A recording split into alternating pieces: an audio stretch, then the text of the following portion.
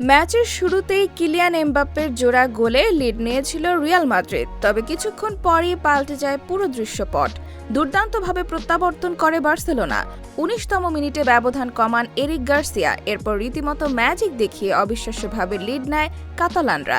বার্সাকে এগিয়ে নেন Lamine Yamal ও Raphinha. ৩৪তম মিনিটে ম্যাচের পঞ্চম গোলটি করেন রাফিনিয়া। এই গোলে নতুন এক ইতিহাস লিখে ফেলে এল ক্লাসিকো। ১০৩ বছর পর প্রথমবার এল ক্লাসিকোয় প্রথম ৩৫ মিনিটের মধ্যে দেখা মেলে ৫ গোলের। এর আগে ১৯২২ সালের ২১ মার্চ এমন কিছু দেখেছিল ফুটবল বিশ্ব। এরপর রাফিনিয়ার কল্যাণে বিরতির আগে ষষ্ঠ গোল হয়ে যায়।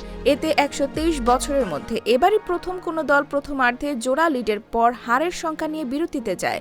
যদিও বিরতি থেকে ফেরার পর হ্যাটট্রিক করে দলকে সমতায় ফেরান এমবাপ্পে, কিন্তু শেষমেশ ট্র্যাজিক হিরো বনে হার নিয়েই মাঠ ছাড়েন এই ফরোয়ার্ড।